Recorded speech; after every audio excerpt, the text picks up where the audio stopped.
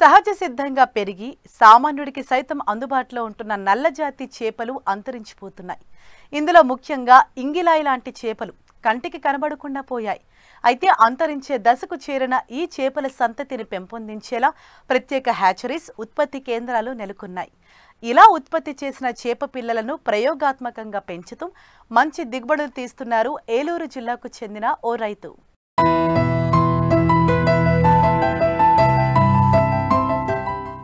పశ్చిమ గోదావరి, కృష్ణా జిల్లాల్లో విస్తరించిన కొల్లేరులో ఇంగిలాయి రకం ఒకప్పుడు విరివిగా దొరికేది. ఈ చేపలు లేత పసుపు, ఎరుపు రంగులో ఉంటాయి. తలపై ఉండే ముల్లుతో తనను రక్షించుకుంటుంది. పట్టుకునే ప్రయత్నం చేసినా, ఆహారంగా తినేందుకు పాములు ప్రయత్నించినా తలపై ఉన్న ముల్లుతో కుట్టి తప్పించుకుంటుంది. కోల్కతా వంటి నగరాల్లో ఈ చేపల నుంచి ఔషధాలను తయారు చేస్తుంటారు. అందుకే అక్కడ బాగా డిమాండుంది. అయితే ఇవి ప్రస్తుతం కనుమరుగయ్యాయి. సహజ సిద్ధంగా పెరిగి సామాన్యుడికి సైతం అందుబాటులో తీసుకురావాలనే ఉద్దేశంతో కొంతమంది ప్రత్యేక హేచరీస్ ఉత్పత్తి కేంద్రాలను నెలకొల్పారు. అలా వారి నుండి ఇంగిలాయి పిల్లలను కొనుగోలు చేసి 2 ఎకరాల్లో మొదటిసారి ప్రయోగాత్మకంగా పెంపకం చేపట్టారు. ఏలూరు జిల్లా మండవల్లి మండలం గన్నవరం గ్రామానికి చెందిన రైతు కోనపరాజు నాగరాజు. షింగిని నూతనంగా సాగు చేస్తున్నాం మేము. ఈ సాగు కోసం అని చెప్పేసి ఆక్వానెస్ట్ నుంచి సీడ్ తీసుకురావడం జరిగిందండి. వారి ఆధ్వర్యంలోనే మేము వాళ్ళు కలిపి ఒక R&D కింద ఇక్కడ సాగు మొదలుపెట్టామండి. నవంబర్ నెలలో మేము స్టాకింగ్కి వెళ్ళామండి. ఇప్పటికి ఇది 8వ నెల సాగు జరుగుతూ ఉందండి. దీనికోసం మేము తేలే పిల్లెట్ అంటే ఫ్లోటింగ్ పిల్లెట్ని వాడామండి, హై ప్రోటీను. ఎప్పటికప్పుడు యాజమాన్య పద్ధతుల్లో శానిటైజర్ ప్రతి 15 రోజులకు ఒకసారి, అలాగే ప్రతి 15 రోజులకి ప్రోబయోటిక్ వారం ఇచ్చుకుంటూ దానికి కావాల్సిన మినరల్ కూడా మేము ఇచ్చుకుంటూ వచ్చామండి. చాలా క్వాలిటీగా వచ్చింది మాకు ఈ షింగి.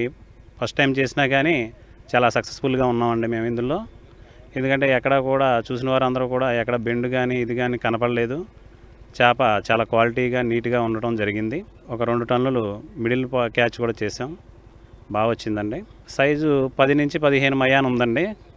కిలోకి 15 నుంచి 10 మయాన ఉందండి. ఇది 80 గ్రాములు, 70 గ్రాములు, 150 గ్రాములు అలా 1/4 కిలోలు కూడా ఉన్నాయి. యావరేజ్ మీద మనకి చూసుకుంటే 90 గ్రాముల దాకా నిలబడిందండి. మార్కెటింగ్ వచ్చేసరికి 300 నుంచి 400 రూపాయల వరకు ఇక్కడ స్థానికంగానే పలుకుతుందండి రేటు. రొయ్యల చెరువులాగానే ప్రతిదాన్ని మనం ఇక్కడ చూసుకోవాలండి. వాటర్ ఫెసిలిటీస్ కూడా మనకి ఫ్రెష్ వాటర్ అనేది ఎప్పుడు అవైలబిలిటీలో ఉండాలి. ఈ ఫ్రెష్ వాటర్ మారుస్తూనే ఉండాలండి ఎప్పుడూని, ప్రతి 15 రోజులకి. తెల్ల చేపల కంటే కూడా ఇది మెరుగ్గా ఉందండి.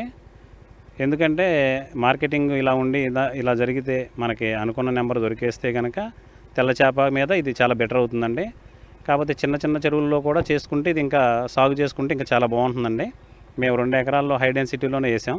½ ఎకరా 20 సెంట్లు 30 సెంట్లు ఆ రకంగా వేసుకుంటే ఇది పట్టుబడి టైంలో కూడా ఇంకా బాగుంటుంది.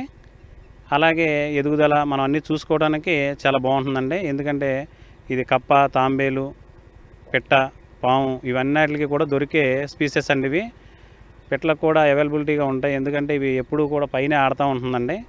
దానివల్ల ఏంటంటే వెళ్ళిపోయే పెట్ట కూడా మళ్ళీ అక్కడికి వచ్చి దాన్ని తీసుకుందామనే ఆశతో ఉంటుంది. కాబట్టి మనం ఎప్పుడు కూడా పైన మాత్రం బడ్ ఫినిషింగ్ అనేది కంపల్సరీగా ఉండాలి దీనికి. అప్పుడు మనకు సర్వైబిలిటీ అనేది 100% దొరకడానికి ఆస్కారం ఉంటుందండి. సాగు మీద మిగతా రైతులకి చెప్పేది ఏంటంటే ఫ్రెష్ వాటర్ చూసుకోండి. చిన్న చెరువైనా పర్వాలేదు, 10 సెంట్లైనా 20 సెంట్లైనా సరే చక్కగా సాగు చేసుకోవచ్చు. మంచి ఆదాయంగా ఉంటుంది సాగు. మీరు హార్వెస్టింగ్ కూడా చాలా ఈజీగా చేసుకోవచ్చండి. మేము పెద్ద చెరువు అయినా సరే హార్వెస్టింగ్ చాలా సింపుల్గా అయిపోయింది మాకు కూడా. అది చిన్న చెరువులోకి అయితే ఇంకా చాలా బాగుంటుందండి. 10 సెంట్లు 20 సెంట్లు కానీ చేసుకోవచ్చు ఇది. వాళ్ళ తేలే పిల్లెట్టు మంచి హై ప్రోటీన్ వేసుకుని ఎదరికి తీసుకెళ్తే మేతలు ఆగకుండా, ఏదైనా ఆగింది అంటే మనం చెరువును ఒకసారి చూసుకుని కలర్ పెరిగిందా, లేకపోతే శానిటైజర్ ఇవ్వాలా, ప్రోబయోటిక్స్ బాటానికి ఇవ్వాలా అనేది చూసుకుని దాని ప్రకారం వెళ్ళిపోతే అండి చాలా అద్భుతమైన ప్రాఫిట్లో ఉంటారు రైతులందరూ కూడా. కొత్త రకం కాబట్టి ఇది ఆల్రెడీ పాతదే. దీన్ని మళ్ళీ మనం ఇప్పుడు లేదు కాబట్టి సరుకు బయట, దీని డిమాండింగ్ ఉంది కాబట్టి డిమాండింగ్ కల్చర్గా మనం చేసుకోవచ్చండి. రైతు నాగరాజు చేపల పెంపకంలో ఖర్చు తగ్గించుకునే అనేక పద్ధతులను పాటిస్తున్నాడు. ముఖ్యంగా 40% ప్రోటీన్ ఫీడ్ వాడటం వలన చెరువుల్లో లైవ్ బ్యాక్టీరియా డెవలప్ అయింది. దీంతో ఫీడ్ ఖర్చు తగ్గింది. అంతేకాకుండా అమ్మోనియా, నైట్రేట్స్ రాకుండా నిరోధించారు.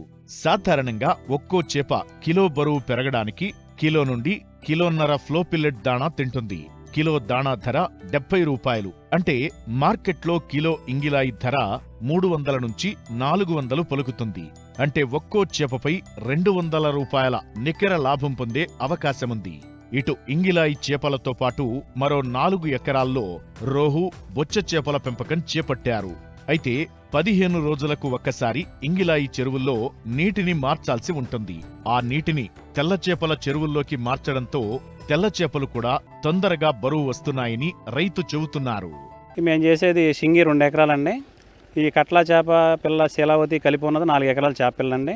మేము ఇంతకుముందు ఎప్పటి నుంచో చేస్తున్నా సరే ఇలాగ పెరగడం, ఈ సైజు రావడం కానీ, ఒక రోగం లేకోకుండా ఇంత స్పీడ్గా గ్రోతులు రావడం కానీ మేము ఇదే మొదటిసారి చూసామండి. ఈ షింగే వాటర్ అందులోకి వెళ్ళటం వల్ల ఈ బెనిఫిట్ అనేది మేము గమనించామండి. దీనివల్ల ఏంటంటే జూ ప్లాంట్ను ఎప్పటికప్పుడు మనం ఇందులో పంపింగ్ చేసుకుంటున్నాం. ప్రతి 20 రోజులకు ఒకసారి, నెలకు మనం ఇక్కడ ఏదైతే షింగి ట్యాంకులో వాటర్ చిక్కబడింది అనుకున్నప్పుడు మాత్రమే మనం ఈ కట్ల ట్యాంకులోకి శీలావతి 4 ఎకరాల్లోకి మనం వదులుకుంటున్నామండి. ఈ వదులుకునే పద్ధతిలో కూడా మనం ముందుగా 2 అడుగుల నీళ్లు కింద నుంచి తీసేసి ఆ మురికాలోకి వదిలేస్తాం.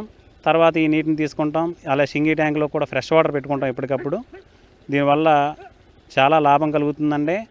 అలాగే వాటర్ కూడా మేనేజ్మెంట్ చాలా బాగుంటుంది. డిఓ లెవెల్స్ కానీ ఎటువంటి బ్యాక్టీరియా లేకపోవడం అంతా కూడా మేము చాలా బాగా గమనించామండి. వాటర్ ఎక్స్చేంజ్ వల్ల ప్రతి రైతు కూడా ఇది గమనించి ఒక అరెకరం చేసుకున్న రైతు ఈ షింగి ఇందులో 2 ఎకరాలు పక్కన చేపలు పెట్టుకుంటే మనకి ఇందులో కూడా ₹10 కలిసి వస్తుందండి. మేతల్లో మనం 50% మేతలే యూజ్ చేస్తాం. ఇక్కడ 50% మేతలు ఇంక యూజ్ చేయ అవసరం లేదు. ఎందుకంటే ఇందులో ఉన్న హై ప్రోటీన్, మంచి న్యూట్రిషన్ వాటర్ని మనం ఇందులో పంప్ చేసుకోవటం వల్ల ఆ యొక్క బెనిఫిట్ అనేది మనకి ఇక్కడ కనబడుతుందండి. దానివల్ల 2 రకాలుగా కూడా లబ్ధి పొందొచ్చు.